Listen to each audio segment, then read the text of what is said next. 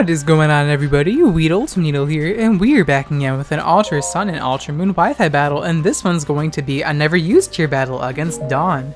Now today, I'm using a very lovely meme team, using some pretty cool Pokemon such as Butterfree, Servine, and Bibarel, using Xatu because I hate entry hazards, and Xatu deters every opponent from clicking entry hazards. I said bitch. And I'm also using Hitmonlee as my triad Pokemon, and Houndoom as the only Delphox counter in the tier, besides Incineroar. My opponent's team's actually not like cookie cutters, so congratulations, we have a fun NU battle, hooray! So let's just hop right into this battle against Dawn because you guys are gonna really enjoy this Wi-Fi battle. The memes are real. So I lead off with my Butterfinger, my Butterfree, very incredibly original nickname for the Butterfree, as my opponent's gonna bring in and lead off with the Rhydon to try to get up those Stealth Rocks, pressure out the Xatu, definitely understandable. However, since I have a Xatu, I know my opponent's not gonna click Stealth Rocks. I thought Giga Drain with Life Orb could knock out Rhydon, but unfortunately I underestimated Rhydon's defenses, but we're able to skillfully dodge Rock Blast, so we're able to keep Butterfree for a future point in the battle. And here I underestimate Rhydon even more, thinking a Life Orb U-turn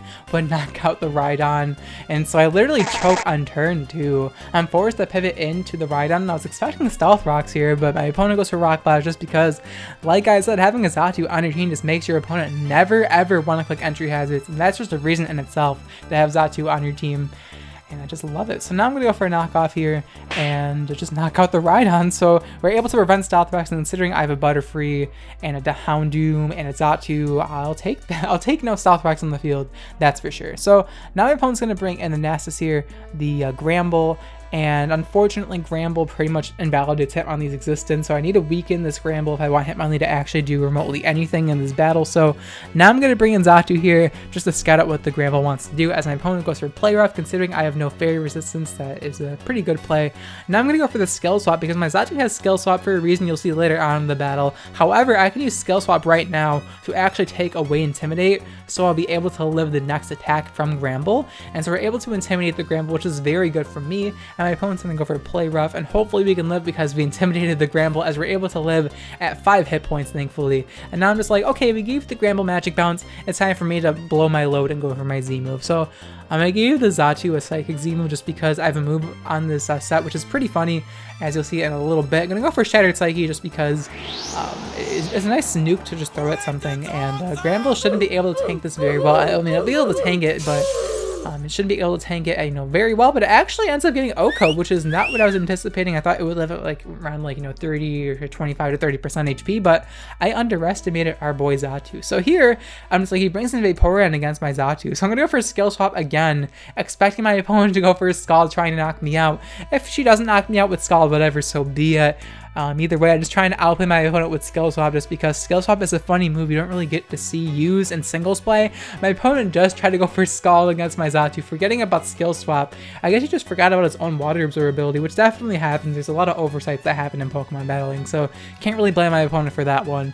Now I'm going to go for Roost here with my Xatu just because, like, even if my opponent has Ice Beam, I'll be able to tank it because Roost removes your flying typing. So my opponent just goes for Toxic instead just because Toxic is his best move by far. It hits my entire team because Magic Bounce is no longer an issue until I switch out because right now I have Water Absorb. So he's able to poison me, so that's good for my opponent. Now my Xatu is going to be Will Down, and now I reveal I have Future Sight just because Future Sight is a lovely meme. That is why I have Psyche MZ, just so I can go for, a one-time Psychic type nuke.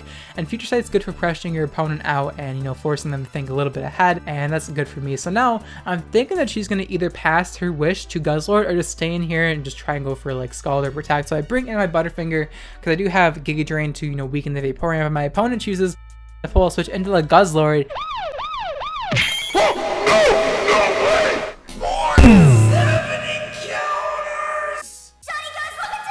So that's really good for me. We're able to bring in Butterfree against Guzzlord, and my opponent's going to choose to switch out the Guzzlord because he realizes that it's really good against my team. She's going to bring in the Delphox here against my Butterfree, as I just choose to go for a Bug Buzz. No reason not to. I have Tinted Lens on my Butterfree, so even if he brings in a Resist, I'll be able to do a reasonable amount of damage to it. And since I had Future Sight active, we were able to pressure out the Guzzlord, so the Delphox is forced to take Future Sight, but unfortunately the combination of Bug Buzz and Future Sight is unable to knock out the Delphox. And now my opponent's going to be forced out. I don't really know why she switched out, but I actually do know why she switched out. She predicted me to switch into my Houndoom, so she's supposed to double switch into her Guzzlord because Houndoom really can't do anything to our boy Guzzlord, so I'm pretty much forced to switch out now. And the Guzzlord gets a free kill, so now I decide to sack off my Butterfree because this thing should have been dead on turn 1 against the Rhydon, but you know, I skillfully dodged the Rock Blast. So now my opponent's gonna go for a Draco Meteor, drop a Draco, and knock out my Butterfree. So this thing should have been dead on turn 1, so it's not really a big deal. I'm proud of my opponent for making the double switch. I always love my opponents outplay me. It makes me feel like my fan base has somewhat intelligence, people, unlike me. But now I'm going to bring in Xatu here yet again, and I probably will die to a Draco Meteor, but I'm going to go for Skill Swap here just because I'm expecting my opponent to switch out because he's at -1, but I guess that doesn't really matter when your choice specs Guzzlord and I have no Draco switching. So we're going to take away his base to boost and give him Magic Bounce. And now my opponent's going to go for the Draco Meteor, drop another Draco on my head. Buy my drop Draco socks, by the way, available for 9 more days. Draco Meteor is going to knock out my Xatu. And yeah, unfortunately, Guzzlord did get 2 kills, but we're able to take away the based boost, so we don't got to worry about that thing getting a special attack increase. So now it's at -3 special attack. Now I bring in my Cancer Fairy, my Servine. And I honestly thought my opponent was going to switch out, but I went for Sweet Scent anyways. My opponent stays in. I think she just wanted to see why I went for Skill Swap, so props to my opponent for letting me get this off. We're going to get +2 evasion because I Skill Swap Magic Bounce onto the Guzzlord, go for Sweet Scent against myself, so I get +2 evasion as opposed to -2. And ladies and gentlemen, this is the only way to break Evasion Clause on Smogon.net. This is the only way to get around Evasion Clause, and I find that absolutely hilarious how I'm sure it wasn't even intended to work like this, but you can actually Skill Swap and then use Sweet Scent against yourself and then give yourself an evasion boost. So Verlisify is probably proud of me, thinking, you know, looking in between, reading in between the lines on Smogon.net, finding a way to use his evasiveness strategy to its fullest potential. My opponent's gonna go for Horn Leech against my Servine. I guess this thing really can't touch Servine. Unfortunately, my opponent's checks to Servine don't really exist, especially at +2 evasion and behind a substitute. This is kind of evil. I feel really bad despite the fact it's such an elaborate meme setup to actually get this to work. I still feel bad because using evasiveness means you're just a truly skillful player, and I'm just outplaying my opponent every turn. I'm gonna go for a Leaf Storm here just because no reason not to. Contrary is a fair and balanced ability. No reason not to spam Leaf Storm as in comes the Guzzlord. And we're going to get another contrary boost, and now we're at +4 special attack. And I can just go for another Leaf Storm, no reason not to, like I said.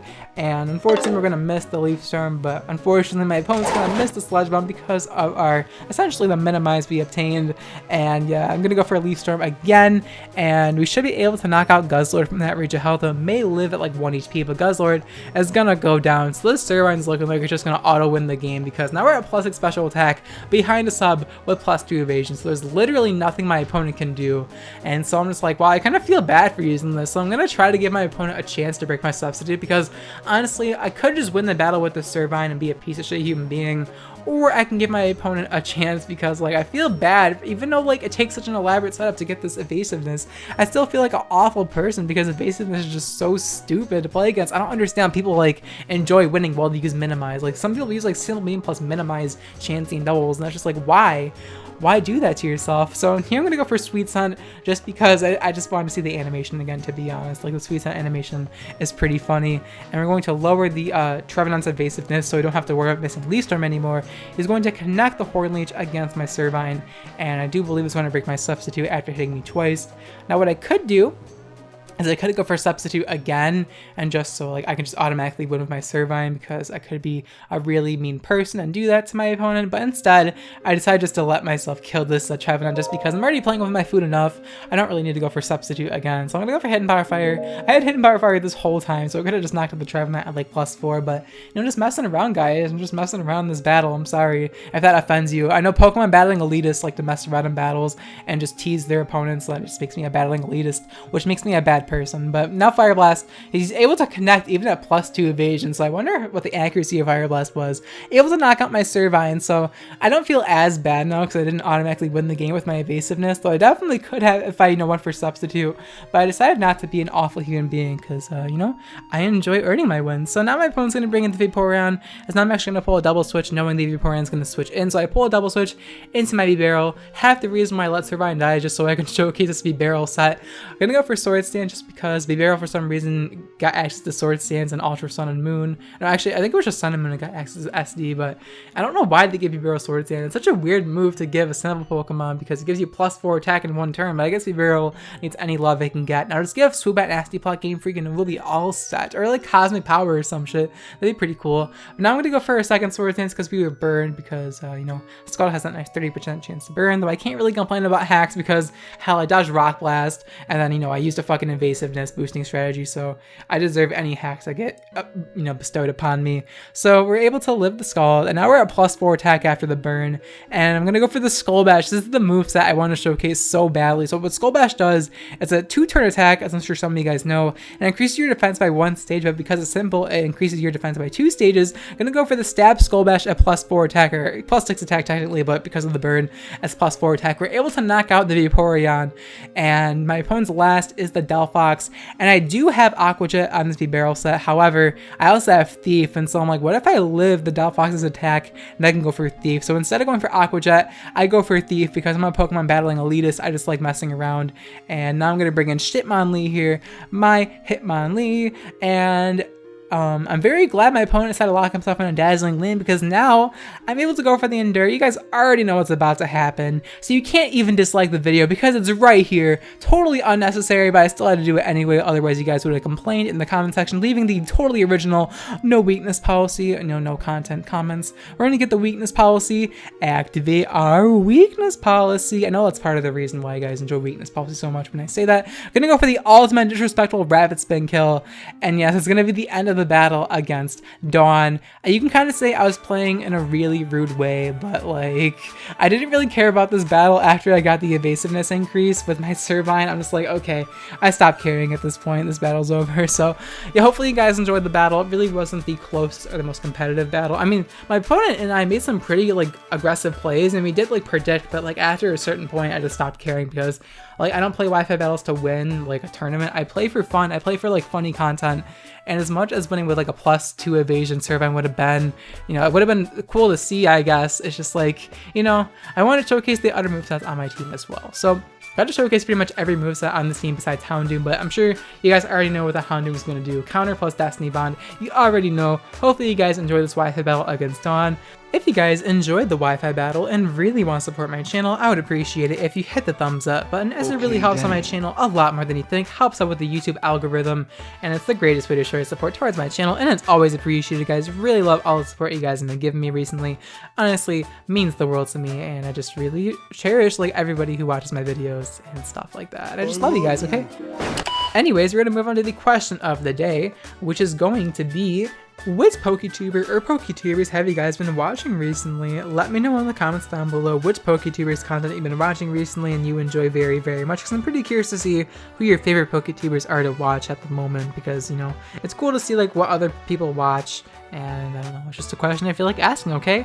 Now me personally, I've been binge watching Crimson Seabed and A-Drive Shiny Collab series, like the ORAS Randomizer Shiny Lock, the never before seen series that's never been done on YouTube ever. Very original, and honestly, I look forward to their content so much. Like, it's pretty rare because Shiny Locks are pretty hard to do because you have to find a Shiny for every new encounter, but honestly, top quality content. I recommend you guys watch it because honestly, top tier content. I love A-Drive's content, like honestly, just I love shiny hunting so much, and I just love, like, I love how more people are transitioning to shiny hunting. Like, eventually I'm gonna retire from competitive battling and become a full-time shiny hunter just so I can grow my channel like theirs, because shiny hunting is the wave. Like, screw competitive battling. Like, if you want to grow your YouTube channel, shiny hunting is the way to go. But yeah, let me know in the comments down below which PokeTubers content you've been watching recently, because pretty curious to see which PokeTubers you guys have been watching as of late. But of course, thank you guys so much for watching till the end of the video. I'll check you guys next time. Bye.